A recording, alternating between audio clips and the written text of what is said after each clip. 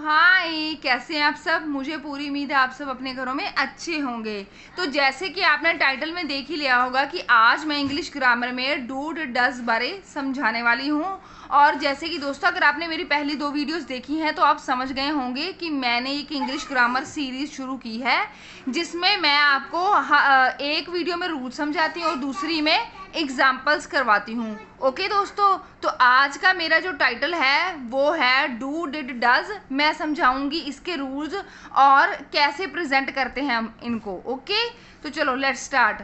देखो दोस्तों, जो डू होता है ना, उसका मेन मतलब होता है कुछ करना, मतलब कुछ एक्शन, कुछ भी हो सकता है, कुछ भी करना, आना जाना, ये वो, उसमें डू लग सकता है। किसमें? सिंपल प्रेजेंट टेंस में। ओके, जब सिंपल प्रेजेंट टेंस हम करते हैं ना, तो उनमें डू और डज की नीड होती है। ठीक है, और हमने इन्हें लगाना कैसे है?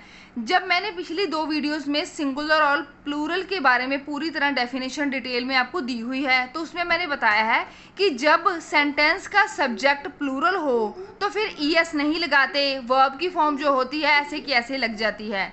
और अगर सब्जेक्ट, जो सेंटेंस का सब्जेक्ट है वो सिंगुलर है, तो फिर क्या होता है? डू के साथ ईएस लग जाता है। इसलिए कोई भी मुश्किल वाली बात नहीं है। और अगर आपका ऐसी छोटी छोटी चीज़ें समझने का जो माइंड डेवलपमेंट हो जाएगा ना, तो फिर आपका स्ट्रेंथ बॉन्ड बन जाएगा इंग्लिश को करने में। ठीक है, तो जैसे कि मैं आपको बताती हूँ कि जब हमने डू लगाना है तो कब लगाना है, अगर आपने याद करके रखना हो, आप ये नोट्स भी बना सकते हैं जैसे कि मैंने बनाए हुए हैं। ठीक है दोस्तों, डू लगाना है प्लूरल फॉर्म में। कहाँ? आई, वी, यू, दे, इनके आगे आपने डू लगाना है जब भी कोई सेंटेंस आएगा जहाँ पर डू की नीड होगी, मतलब कोई भी एक्शन करना होगा।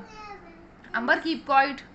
नेक्स्ट जो डज है ना, वो वहाँ लगाना है जहाँ पर सिंगुलर फॉर्म होगी, मतलब सेंटेंस में जहाँ पर सब्जेक्ट सिंगुलर होगा। वो कौन सा हो सकता है? ही, शी, इट और नेम। नेम का मतलब है किसी का भी नेम, अगर वो सिंगल नेम बता रहे हैं ना, तो वो सिंगुलर फॉर्म ही हुई है सब्जेक्ट की। ठीक है, तो उसके आगे डज लगेगा अगर नीड होती है तो जो डिड है ना, इसके बारे में शॉर्ट में समझाऊंगी, क्योंकि अभी हम कर रहे हैं सिंपल प्रेजेंट टेंस की बातें। ठीक है, तो उनमें डिड नहीं लगता है, ये पास्ट टेंस में लगता है।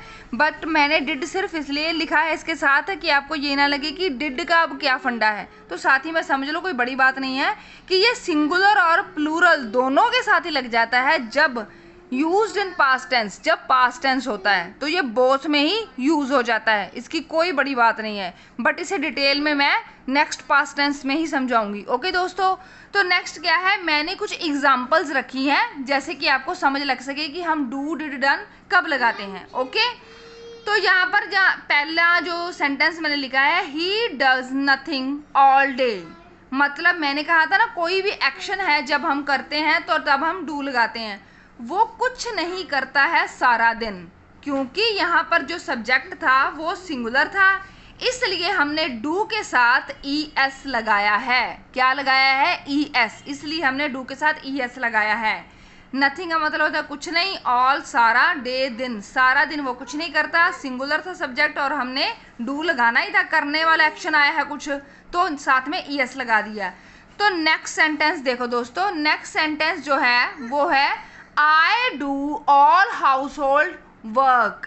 I do all household work, जो आई है ये क्या है दोस्तों? ये है प्लूरल। ये क्या है? ये है प्लूरल। ये सब्जेक्ट की प्लूरल फॉर्म है और उसके आगे हमने क्या लगाया है? डू। इसका मतलब क्या है? I do all household work. Amber keep quite.